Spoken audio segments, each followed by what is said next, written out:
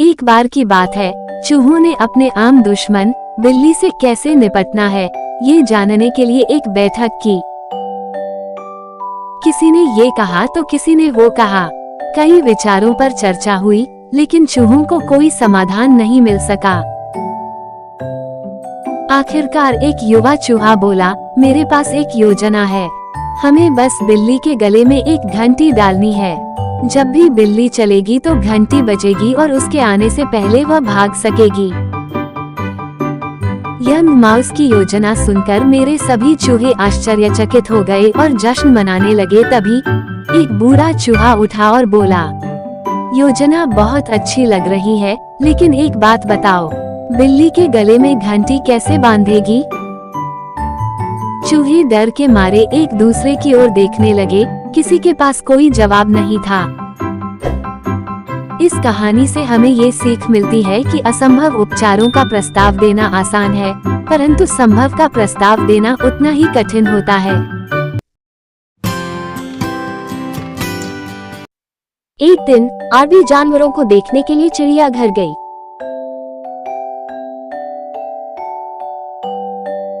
प्रवेश द्वार पर एक गार्ड से मुलाकात हुई। प्रवेश करने पर उसने एक तेज दहाड़ सुनी। वो पीछे मुड़ी और पिंजरे में 2 शेरों को देखा। आगे बढ़ते हुए उसकी नजर 3 मगरमच्छों पर पड़ी जो धूप सेक रहे थे। कुछ ही दूरी पर 4 हाथी मिट्टी से स्नान कर रहे थे। वे माँ, पिताजी और 2 प्यारे बच्चे हाथियों के साथ एक परिवार थे। जैसे ही आरबी ने और अधिक खोजबीन की, वो पेड़ों वाले एक बड़े पिंजरे में भाग गई। 5 बंदर पेड़ों पर कूद रहे थे।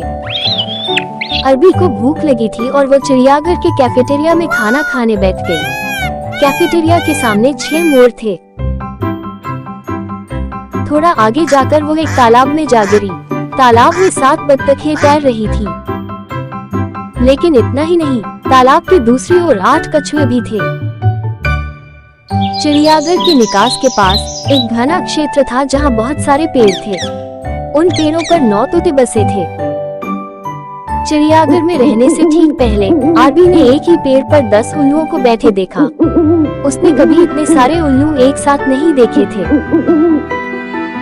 इस दृश्य से आश्चर्यचकित होकर वो चिड़ियाघर से वापस आई और उसने जो भी जानवर देखे थे उनकी संख्या का सम्मान किया।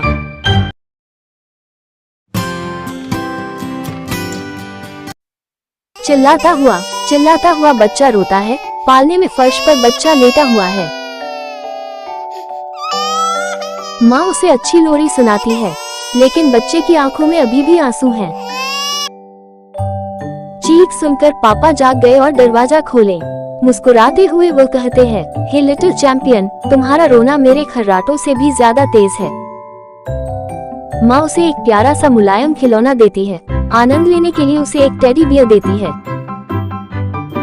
लेकिन बच्चा रोना बंद नहीं करता, चाहे वो टेडी हो या कोई अच्छी लोरी हो। फिर माँ बच्चे की नैपी पर नजर डालती है और कहती है, मूत हो गई है, अब तुम्हें कैसे खुश करूं?